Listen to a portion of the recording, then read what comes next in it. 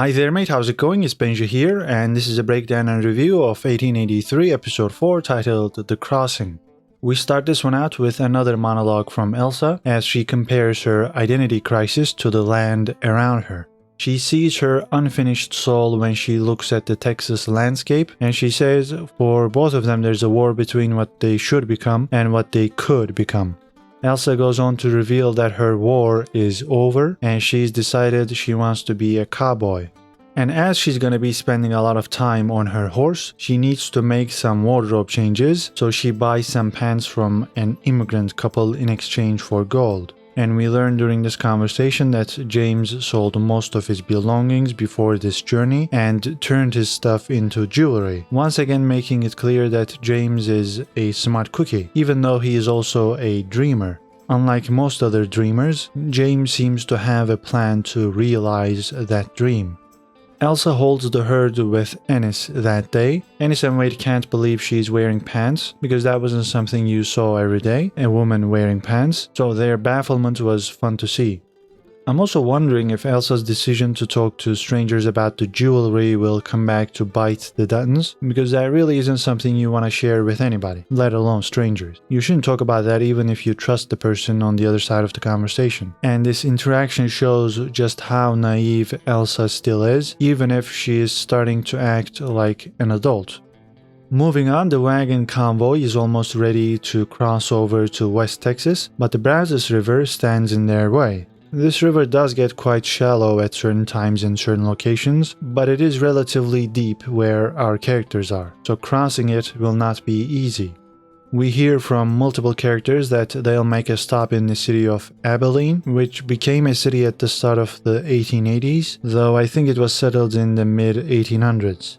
Also, Abilene is almost directly to the west of Fort Worth, where our characters left in episode 2. Thomas, Shay, James, Wade, and Joseph gather around to discuss strategy, and Joseph mentions the fact that his people don't know how to swim because it was illegal where they came from. He says they whipped people that swam. I have no idea if this is a historical fact and if there were some regions in Europe which did outlaw swimming, so let me know about that in the comments. Wade gives his 2 cents, saying they should ferry people across first, the wagons will be next, and the cattle herd will be the last group to cross. Shay calls James a farmer as they're discussing when to enact this plan, which gets a reaction out of James as he says he ain't a farmer. Shay says he was, and James brings up the fact that he was also a captain, but he doesn't call himself that anymore, referring to the Civil War when he was a Confederate soldier.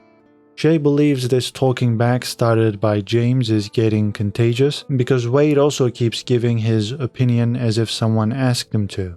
Thomas thinks Shay needs to have a word with that farmer, a word that sticks.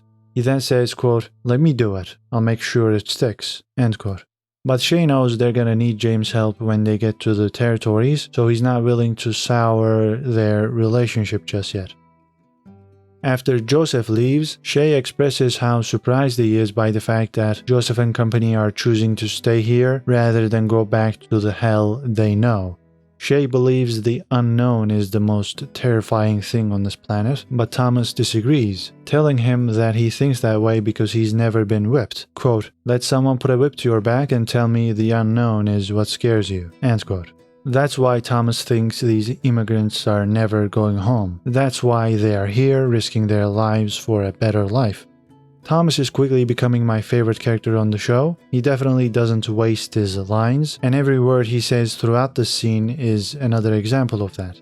His appearance is so cool and composed, but at the same time he can certainly display his emotions using his words. Thomas shows his caring side to us when Noemi tries to strike up a conversation with him. He gets what she's trying to do. He knows whatever happens between them probably can't end well, but Noemi tries to tell him that this is a free country. Thomas argues there are degrees of free. In the end, she says she just wants to watch him eat, and he's like, okay, so he lets her sit there and watch. Later on, Thomas approaches Shay as he's waking up from a nightmare. Shay was reliving some of his memories from the Civil War, and he says that's exactly why he doesn't like to sleep. It is not peaceful. Thomas flips the script once again, saying that because of what he went through when he was a kid, they used to love sleep because their real lives were the nightmare. Another awesome interaction between these two. In the meantime, James wants his wagon to cross the river at night before everyone else to avoid any shenanigans that might occur. Margaret is the one that rides the wagon, and the actress, Faith Hill, actually does a brilliant job of conveying Margaret's anxiety, as this is a dangerous endeavor. I thought I would mention that because I wasn't a fan of Hill in the first 3 episodes, but she seems to be growing into this role. Just before this, James catches Elsa as she is kissing Ennis, and we have another funny moment here when Ennis wonders if James is gonna shoot him, and James says he's thinking about it. James then has a chat with Elsa, accepting that he can't treat her like an adult when it's useful and then go back to treating her like a child. Ennis and Elsa continue holding the herd, while James goes back to take care of his wagon. In the morning, we have a scene depicting the sacrifices these people have to make in order to complete their journey. Shay tells them that until they make their way up north, they're not carpenters or blacksmiths or musicians. The journey requires them to forego all of that. Everyone on the convoy has to remove stuff that is not absolutely necessary, because otherwise they will not be able to cross the river. Shay is once again quite harsh, but this is what the group needs. He knows that if he tries to play nice, they're just gonna ignore him, so he has to treat them this way to get his point across. They ferry people over, which goes smoothly for the most part, but that wasn't the difficult bit anyway. Getting the wagons across is the second task, and there are some accidents here. 3 people die. Margaret tries to save one of them, but she's unsuccessful, and this takes its toll on her. By the way, I said 3 people passed away because that's how many graves they are digging at the end of the episode. And lastly, the cattle herd gets across just fine. Most of this takes place as Elsa is playing the piano that was left behind. She chooses to play the Moonlight Sonata by Beethoven, which is definitely a sad composition. So Ennis asks her if she knows any happy songs, and she says she never had any interest in the happy ones. Elsa's monologue at the end of the episode relates back to the sonata as well. She goes, quote, "Somehow I felt immune to the dangers of this place, as if the land and I had struck a deal. I could pass unharmed so long as I loved it, and I did. I loved everything about it. But crossing the Brazos taught me there was no deal. No matter how much we love it, the land will never love us back." End quote. It is widely claimed that Beethoven wrote the Moonlight Sonata about a countess who didn't love him back, and on the show Elsa says the land doesn't love them back. So I think that's the significance of this musical choice, and I thought that was neat.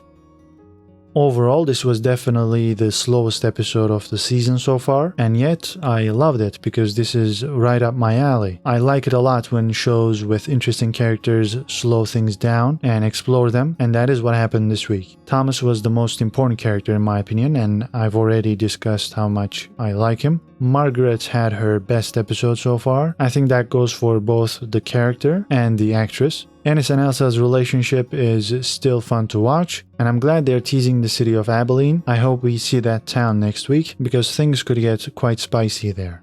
Well, what did you think about episode 4? Let me know about your thoughts in the comments. Like the video if you've enjoyed this breakdown, and subscribe for more movie reviews and TV show breakdowns. That is it for now. Take care and see you in the next video.